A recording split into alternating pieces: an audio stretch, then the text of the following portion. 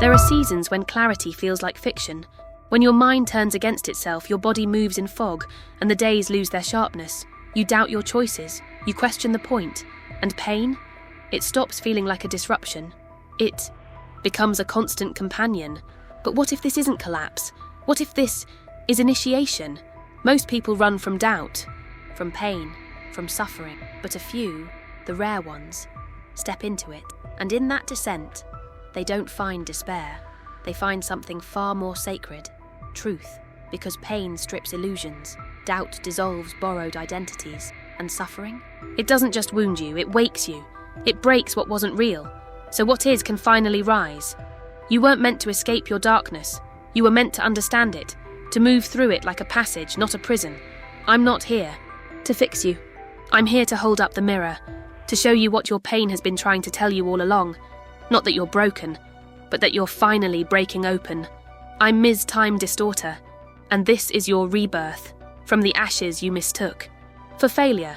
Doubt isn't weakness, it's mental intelligence. You've been taught to treat doubt like a defect, something to suppress, something that signals indecision, fragility, failure. But here's the reframe. Doubt is not a flaw. It's a function of awareness, of intelligence, of presence. The people who never question themselves, they're not stable, they're asleep. Because it takes far more strength to ask, am I aligned, than it does to blindly press forward.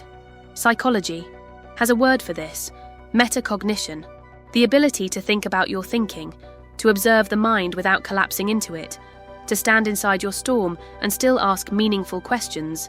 Doubt doesn't mean you're falling apart. It means you're becoming conscious. And pain sharpens that. It breaks the trance. It interrupts the loops.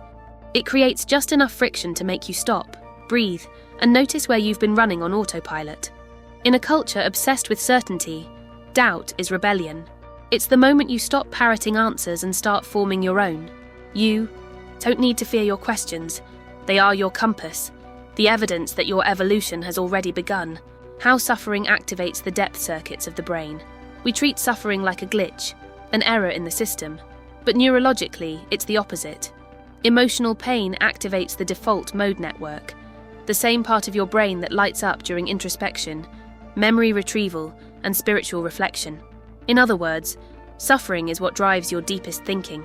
It's what awakens the questions no surface-level comfort ever provokes. Who am I? Why am I here? What actually matters? Those aren't thoughts that come from ease. They rise from rupture, from loss, from the ache that makes everything else go quiet. Suffering doesn't block clarity. It creates the conditions for it.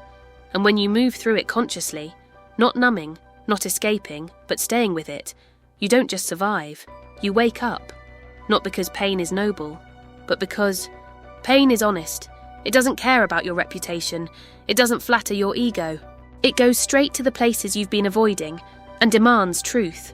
This is why people who've suffered deeply often speak with depth, with stillness, with perspective, not because they're better, but because they've been refined by fire. Suffering isn't dysfunction. It's a portal. And if you step through it fully, not quickly, you exit with something no comfort can give you, self-knowledge, and that changes everything. We've been sold a dangerous myth, that the goal is to stay high, stay happy, stay positive no matter what. Good vibes only. Keep smiling. Don't let them see you break. But here's the truth. Positivity, when forced, becomes poison. A mask that suffocates your truth. A surface shine that keeps your wounds hidden, but never healed, because pain doesn't disappear when ignored. It multiplies. It waits. It grows roots under your skin, waiting for the moment when silence cracks and everything comes pouring out. Your shadow isn't your flaw. It's your field. The place where your voice was buried. The place where your power went underground. The place your joy was waiting. Not on the other side of pain, but inside it. That's the paradox. Real joy isn't the opposite of suffering. It's what gets born when you integrate it. When you stop resisting the dark and instead sit with it. Listen to it. Let it shape you into someone honest. Because the most radiant people you know, they didn't get there by avoiding pain. They got there by walking through it, unmasked. And what they found wasn't more pain, it was freedom. Joy that hasn't touched grief is shallow, but joy that includes your shadow, That's unshakable. That's real. That's yours. The 4-part inner alchemy model. Transformation doesn't happen in theory. It happens in the body, in real time, in how you meet the moment when everything aches and you don't reach for distraction.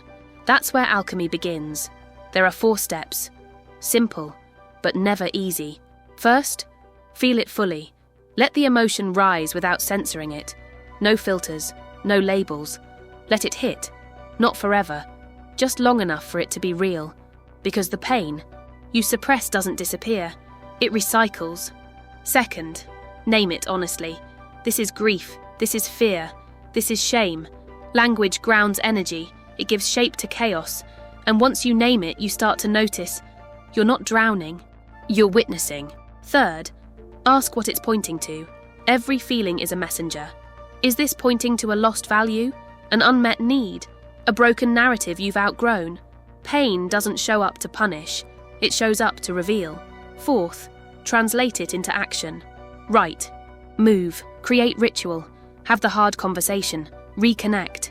Whatever it is, let the emotion move through motion, because what doesn't move hardens.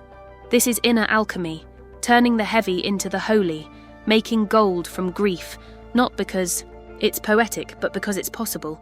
Because you don't have to get rid of your pain to find joy, you just have to use it. The woman who found purpose through pain. She lost her father without warning. One day, laughter. The next, silence. And that silence swallowed her.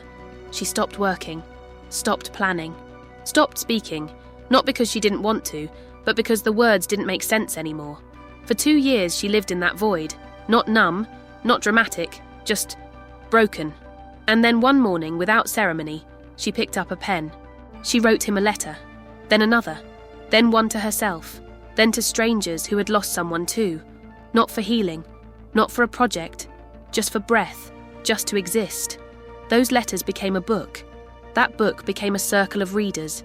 That circle became a community. And that community became a movement, one that now helps thousands walk through grief with grace, not guilt. She didn't conquer her pain. She didn't get over it.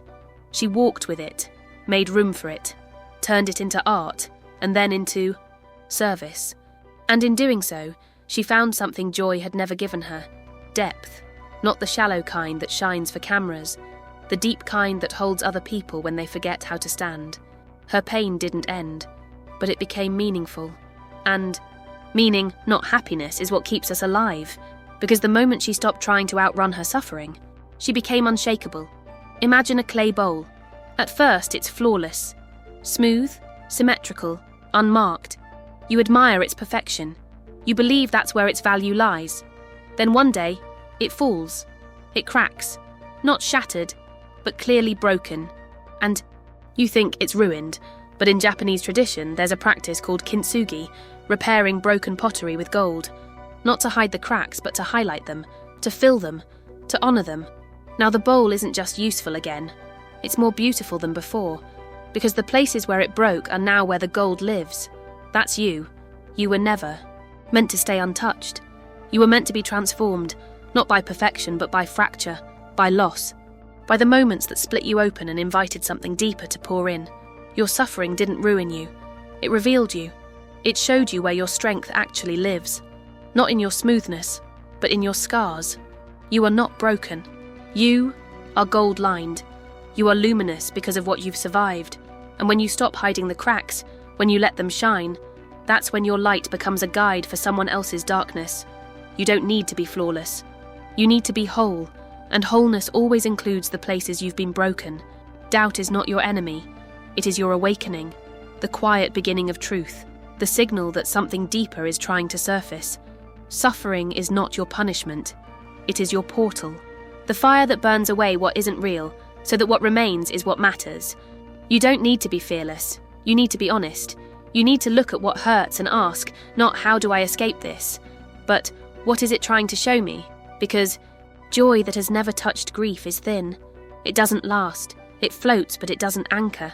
The joy that lasts, the kind that holds you through the worst days, is the kind born from depth, from integration, from the parts of you that know how to rise, not because they never fell, but because they learned how to walk through fire and come out carrying something true. So if this message found you in the quiet space between questions, let it land. Don't rush to fix. Don't numb. Don't flee. Sit with it. Name it. Honor it. And when you're ready, move with it.